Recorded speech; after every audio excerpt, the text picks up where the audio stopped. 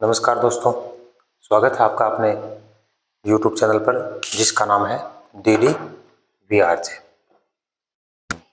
इस चैनल पर हम आपके लिए संत संप्रदाय जो राजस्थान के थे उनकी चर्चा आपके साथ करते थे। आज इस संत संप्रदाय की चर्चा के अंतर्गत अंतिम जो संप्रदाय है, अंतिम वैसे तो अंतिम नहीं है पर पढ़ने वाली जो बातें हैं उसमें जो अंतिम संप्रदाय है उसका अध्ययन जो है उसका आपके सामने लेके आए हैं। नाथ संप्रदाय। नाथ संप्रदाय जो है उसकी चर्चा हम आपके साथ करेंगे। इसके अलावा छोटे छोटे अन्य भी संप्रदाय है उनके भी हम आपके साथ चर्चा करेंगे। तो शुरू करते हैं, बने रहे वीडियो के साथ। चैनल को सब्सक्राइब करें, वीडियो को लाइक करें और जो बातें आपके समझ में आती हैं और पढ़ने के बाद आपके जो याददाश्त बनती है कि ये चीज़ें हमें याद रहती है, वो चीज़ें आप कमेंट में लिख के बताएं। ठीक है, तो चलते हैं आज के इस वीडियो की तरफ। नाथ संप्रदाय, आपका जो बिंदु है आज का वो है नाथ संप्रदाय का। ठीक है, नाथ संप्रदाय जो है वो शैव संप्रदाय का एक उप संप्रदाय है। शैव संप्रदाय का एक उप संप्रदाय है नाथ संप्रदाय। ठीक है, तो पहली बात इसके अंदर ये आती है कि ये क्या है, शैव संप्रदाय का एक उप संप्रदाय है। शैव संप्रदाय का क्या है, ये एक उप संप्रदाय है। कौन सा? नाथ संप्रदाय। इसकी स्थापना या इसके प्रवर्तक कौन है, इसकी स्थापना किसके द्वारा की गई? तो इसकी स्थापना की गई थी नाथ मुनि के द्वारा।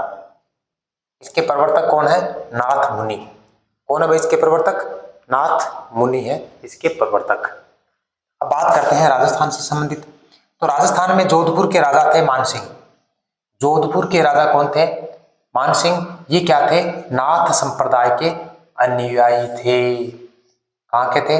जोधपुर के। नाम क्या है? राजा मानसिंह। और ये क्या थे? इस संप्रदाय के, ये नाथ संप्रदाय के अनुयायी थे। और ये इनको गुरु मानते थे? तो ये अयास देवनाथ, अयास देवनाथ को क्या मानते थे? अपना गुरु मानते थे। कौन? जोधपुर के राजा मानसिंह। जोधपुर के राजा मानसिंह अयास देवनाथ को अपना गुरु मानते थे। राजस्थान में नाथ संप्रदाय की दो शाखाएं हैं। राजस्थान में नाथ संप्रदाय की शाखाएं कितनी है भाई? दो है। पहली कौन सी है? तो पहली नंबर एक ये है मानपंथी। मानपंथी है और इसका जो केंद्र बिंदु है वो है महामंदिर। और ये कहां पर है? जोधपुर में। मानपंथी है पहला और इसका जो केंद्र है वो है महामंदिर। ये कहां पर है भाई? जोधपुर में। नंबर दो है विरागपंथी। नंबर दो कौन है? विरागपंथी है। और विरागपंथी जो है इसका प्रमुख केंद्र कहाँ है? राताडूंगा। राताडूंगा कहाँ है? पुष्कर में। राताडूंगा कहाँ है भाई? पुष्कर में। और पुष्कर कहाँ है? अजमेर में। अब इसके राताडूंगा या विरागपंथी के प्रथम प्रचारक कौन थे? तो इसके प्रथम प्रचारक हैं भृतहरि। कौन है?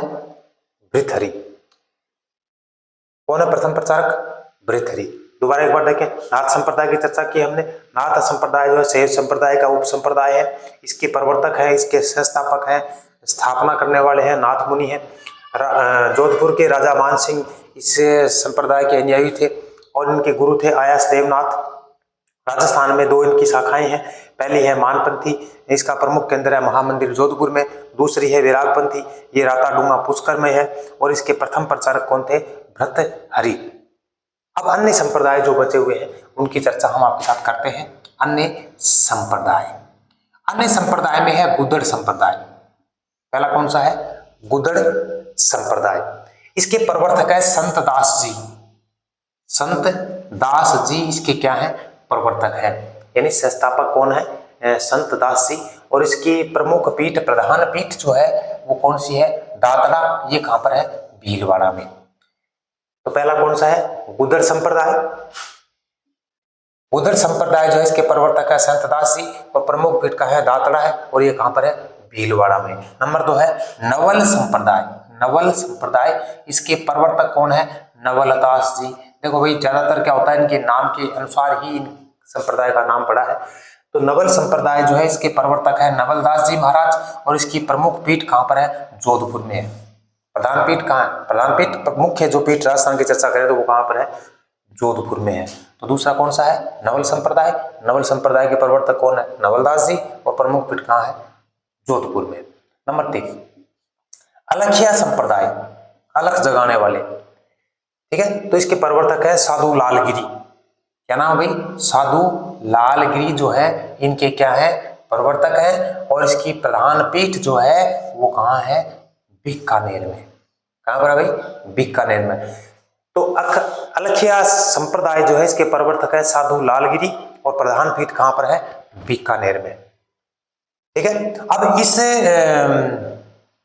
संप्रदाय का एक प्रमुख ग्रंथ है, उस ग्रंथ का नाम है अलख स्तुति प्रकाश।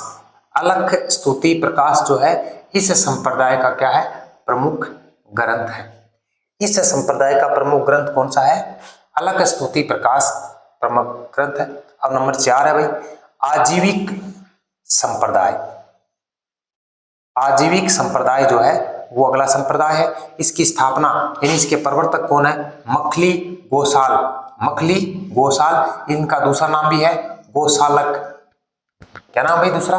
गोसालक। आजीविकी संप्रदाय जो है इसकी स्थापना, इसके प्रवर्तक जो है मखली गोसाल है, यानी इसका दूसरा नाम भी है गोसालक, ठीक है। और ये संप्रदाय जो है ये किन में विश्वास करता है? नियति की अटलता। नियति की अटलता पर क्या करता है? ये विश्वास करता है। मतलब जो नीति आपकी है, जिस पे आप काम करते हो, चलते रहते हो, वो उस पर क्या रहना चाहिए? अटल रहना चाहिए, ठीक है। ये भाई प्रश्न पूछा गया है, ये प्रश्न पूछा गया RAS 2015 में। RAS से पूछा गया प्रश्न है। आजीविकी संप्रदाय जो इसके संस्थापक कौन है? तो मखली गोसाल है, यानी गोसालक है, और इनका विश्वास किसमें है? नियति की अटलता में इनका क्या है? विश्वास है। अब है अंतिम बिंदु प्रणामी संप्रदाय। प्रणामी संप्रदाय है, इसके जो प्रवर्तक हैं वो है प्राणनाथ जी। कौन है? प्राणनाथ जी। इसके प्रवर्तक हैं, इसके संस्थापक हैं, इसकी स्थापना की गई थी प्राणनाथ जी के द्वारा। और इनकी उपासना कैसी थी? निर्गुण प्रवृत्ति की थी। निर्गुण रूप से कृष्ण की उपासना इन्होंने की थी। तो इसके उपासक कैसे होते हैं? निर्गुण प्रवृत्ति के होते हैं और कृष्ण भक्त होते हैं। मतलब मूर्ति पूजा पर मंदिर वगैरह में विश्वास नहीं है, बाकी फिर ये मानते हैं कि कृष्ण तो है। तो इनको कहने का मतलब है अदृश्य रूप में इसको क्या करते हैं? स्तुति करते हैं, पूजा पाठ करते हैं, ठीक है। तो कुल मिला के यहाँ पर संप्रदाय हो गए 6। एक तो नाथ है, उसके बाद गुर्जर संप्रदाय है, उसके बाद नवल संप्रदाय है, उसके बाद अलखिया संप्रदाय है, इसका आजीविकी संप्रदाय है या आजीविक संप्रदाय है, और प्रणामी संप्रदाय है। अभी आज के इस वीडियो के अंतर्गत हम आपके लिए संप्रदाय की अंतिम कड़ी लेके आए हैं। इसके बाद अभी अगले वीडियो के अंतर्गत हम क्या करेंगे? राजस्थान के प्रमुख लोक देवता जो है उनकी चर्चा आपके साथ करेंगे। आप जानते हो लोक देवताओं के बारे में, बहुत सारे लोक देवताओं के बारे में आपने पढ़ा भी है। तो जिन्होंने पढ़ रखा है उनका रिवीजन हो जाएगा, जिन्होंने नहीं पढ़ रखा है उनको ज्ञात हो जाएगा, ज्ञान हो जाएगा। और दूसरी बात यह है कि ऐसा तो लोक देवता चाहे कोई से भी हैं, हम कुछ ना कुछ उनके बारे में जानते हैं। सभी जो लोक देवताएं हैं हमारे, उनके बारे में कुछ ना कुछ हम जानते जरूर हैं। जरूरी नहीं है कि हम सत्य ही जानते हैं, पर कुछ ना कुछ उसके बारे में जानते हैं। जीरो बैलेंस हमारा किसी का नहीं है। आप सोच रहे हो कि जीरो बैलेंस किसी का नहीं है, सब जानते हैं। तो आज के इस वीडियो में आपको क्या क्या बातें समझ में आई है उसको कमेंट में लिखेंगे, और वीडियो कैसा लगा इसको भी लिखें, ठीक है। तो मिलते हैं अगले वीडियो में, तब तक खुश रहें, मस्त रहें, स्वस्थ रहें।